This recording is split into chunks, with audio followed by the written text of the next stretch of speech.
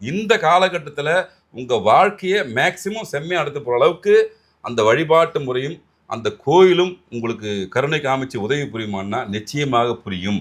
ஏன்னா இப்படி 108 புள்ளிகளுக்கும் இடங்கள் இருக்கு, ஒரு ஊர் இருக்கு, ஒரு கோயில் இருக்கு, இப்போ அதை பெயர் கொண்ட நபர் இருக்காங்க, இப்படி பல கான்செப்ட் இருக்கு. நம்ம மக்கள் ரொம்ப எளிமையாக ஐயா இதுதான் அந்த தெய்வம், இதுதான் அந்த கோயில், பர்மனெண்ட்டாக அந்த கோயிலுக்கு அப்பப்போ வாய்ப்புகள் போட்டுனே வாங்க, உங்களுக்கு 2ஆம் பாகம் வலுப்பட்டுனே இருக்கும்.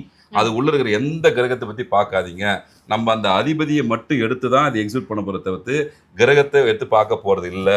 ஆனால் நீங்கள் எந்த கிரகத்தை பற்றி பார்க்காதீங்க, அதிபதியோடைய விஷயத்தை தான் முழுசாக உங்களுக்கு கொடுக்க போகிறோம். Okay sir. இப்போ பொதுவாக 2ஆம் பாவம் வந்து தனம் குடும்பம் வாக்குஸ்தானம் அப்படின்னு சொல்லுவாங்க. இதில் குறிப்பாக 10 11வது இடமும் தொழிலும் லாபஸ்தானமும் இருக்கு இல்லையா? ஸோ அதுவும் கெட்டு போயிருந்தா இந்த இடம் செயல்படுமா? இதுக்கு அதுக்கு அது சம்பந்தமே படுத்தாது. இந்த முழுக்க 2ஆம் பாவத்தை பற்றி தான் மேம்படுத்த கொடுக்க போகிறேன். உங்களுக்கு மனம் முதல்ல வரணும். ஃபர்ஸ்ட் உங்களுக்கு வந்துட்டோம், அதுக்கப்புறம் 30 கேட்பாரு இல்லையா எனக்கு வருவாய் இருக்கு நல்லா தான் இருக்குது, ஆனாலும் அதிகமா உழைக்கிற லாபம் வரணும் போது அவங்களுக்கு 11ஆம் பாவம் இயக்கத்துக்கான விஷயத்தை தனிப்பட்ட முறையில் சொல்லும்.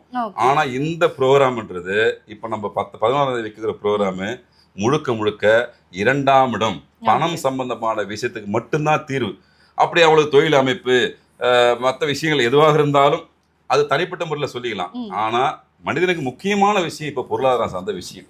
ஆனா அப்ப பண ஈர்ப்பு அவனுக்கு கொடுக்கக்கூடிய தெய்வம் யாரு, கொடுக்கக்கூடிய கோயில் எது, கொடுக்கக்கூடிய ஊர் எது அப்படின்றத பேசிவே கொடுத்துட்டு போறோம். இந்த வரக்கூடிய அடுத்த மாதம் 11ஆம் தேதி முழுக்க திருவண்ணாமலை நம்ம ஆசிரமத்துல இது போன்ற நிகழ்வு தான் வச்சிருக்கோம். இது முழுக்க மனம் சார்ந்த விஷயத்துக்கு மட்டும்தான். இது நீங்க உள்ள இருக்கிற எந்த கிரகத்தை பத்தியும் பார்க்காதீங்க.